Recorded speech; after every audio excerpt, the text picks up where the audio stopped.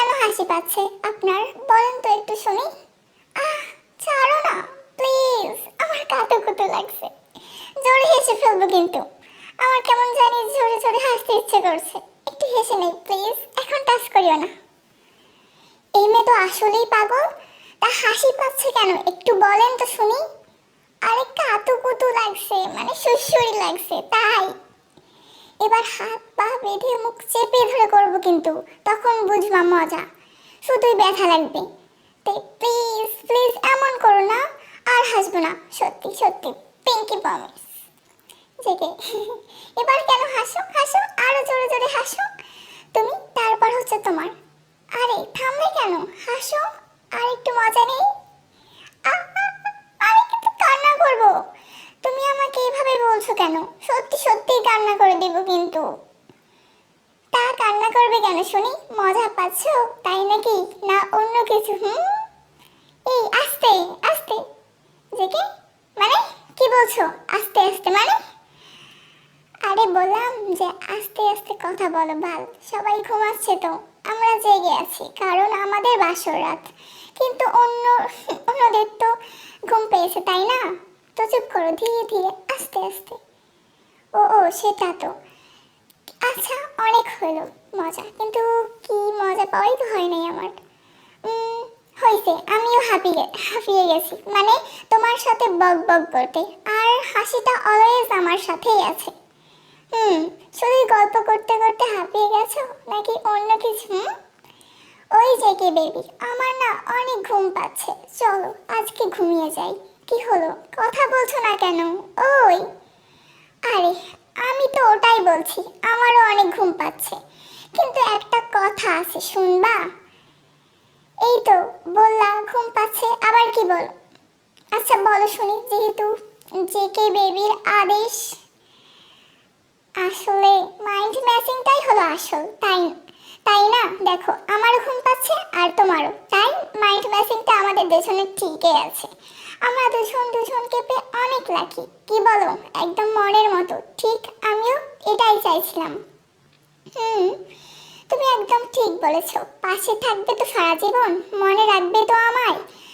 আমি তোমার কাছ থেকে অনেক কিছু চাইবো, শুধু ভালোবাসাটাই বেশি। কি ভালোবাসবে তো? জেগে এত ভালোবাসলাম আজকে রাতেই, তবুও তোমার হচ্ছে না? কি বলো, আরো একটু ভালোবাসবো নাকি? তারপর ওরা দুজনকে জড়িয়ে ধরে ঘুমিয়ে যায়। 3টার পর। তিন।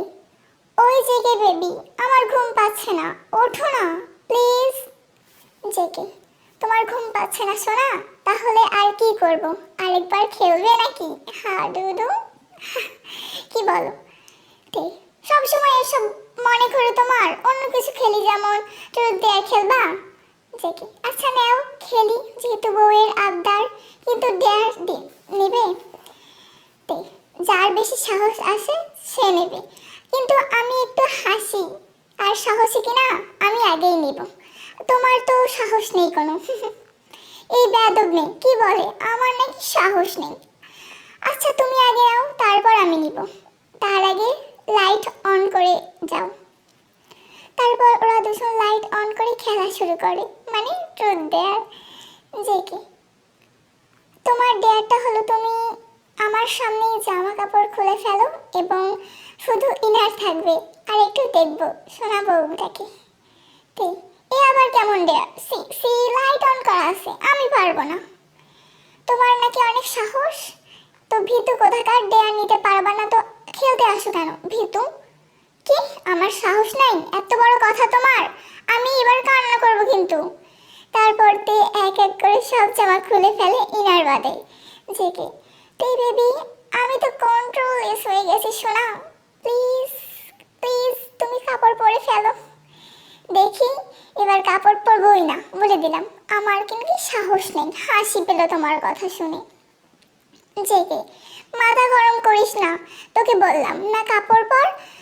তোর তো লজ্জা নাই, তাই বলে আমারও বেয়াদব নেই। তারপর জেকে রাগের ভয়ে তে সব জামা কাপড় পরে নেয়। এবার জেকের পালা। জেকে তেকে ডেয়ার দেয়, কান ধরে 7বার উঠা বসা করা। জেকে মাপ চাই, আমি এই ডেয়ার কমপ্লিট করতে পারবো না। তে তার তোমার সাহস নেই ভীতু।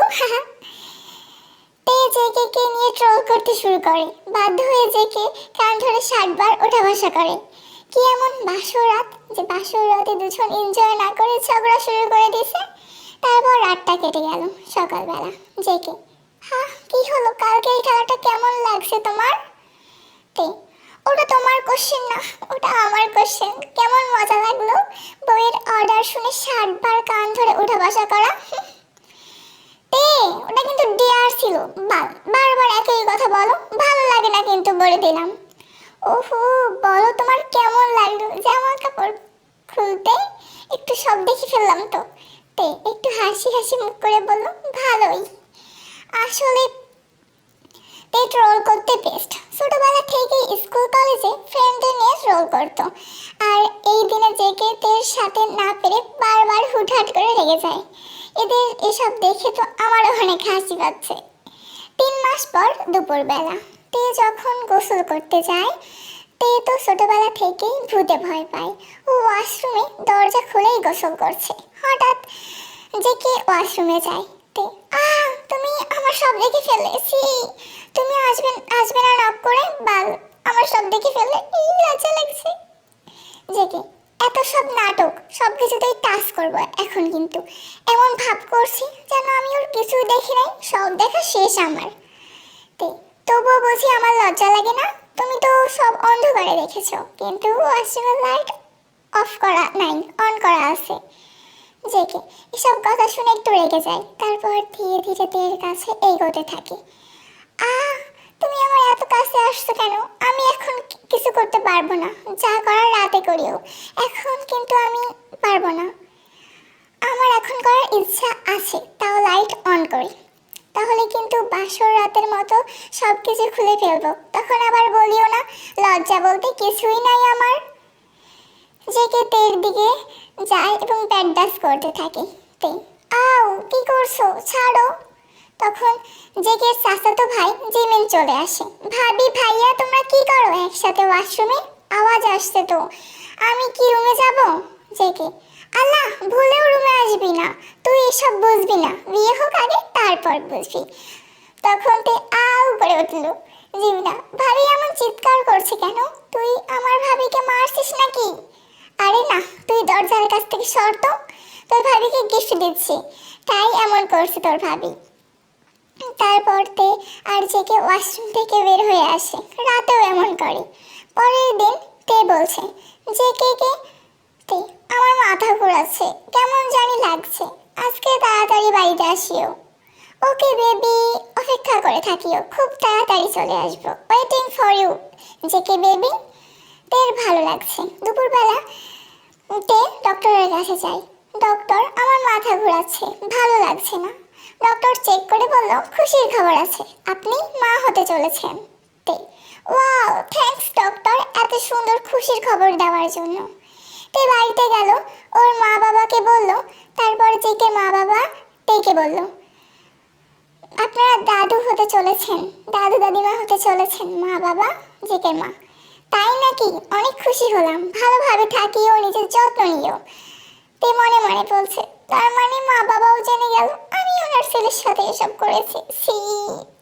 তারপর ও নিজেই বলল, সি বলার কি আছে।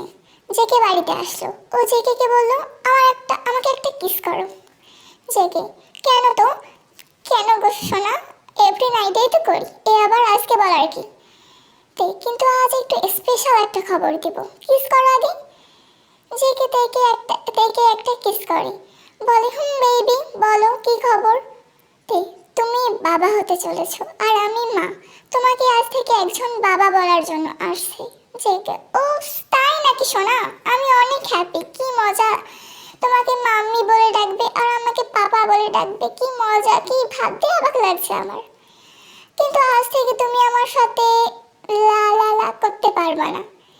এখনো 9 মাস বেবি, করতে পারবো আমি, আর না করতে পারলে নো প্রবলেম, কাজ আমার বেবি আসছে। এই 9 মাস ভালোভাবে থাকিও, নিজের যত্ন নিও। তুমি তো একটা গাধা, নিজের যত্ন নিতেই পারো না, আমাকে এখন অফিস বন্ধ করে তোমার যত্ন নিতে হবে। পরের দিন সবার সামনে লজ্জা লজ্জা ভাব করে আছে তে। এটা দেখে জেকে বলল, অত লজ্জা ভাব করে লাভ নেই গো, এটা মনে হয় তোমার ভাবনা, এটা অ্যাক্টিং। তুমি বুঝবা না, ছেলে তো তাই মেয়েদের একটু লজ্জা লাগে বুঝছো। আর জেগে তোমার তো লাগবেই, পৃথিবীতে তুমি একমাত্র মা হয়েছো, তাই এমন হচ্ছে, তাই না? ননসেন্স কোথাকার। তোমার কোনো জ্ঞান আছে কি না? তাই তো সবার সামনে হা হা করে বেড়াচ্ছ।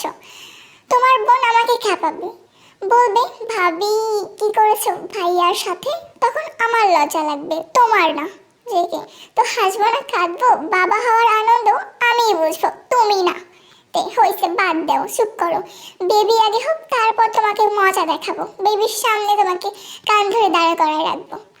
তারপর তাদের সংসার আলো করে একটা ফুটফুটে ছেলে সন্তানের জন্ম হয়। তে আর জেকের বেবির নাম রাখা হয় তেইকুক। সবার সামনে ভালোবাসা বড় হতে থাকে তেইকুক, সবাই তাকে অনেক আদর করে। থ্যাঙ্কস সবাইকে। গল্পটি ভালো লাগলে লাইক সাবস্ক্রাইব করে দিও। Bye bye.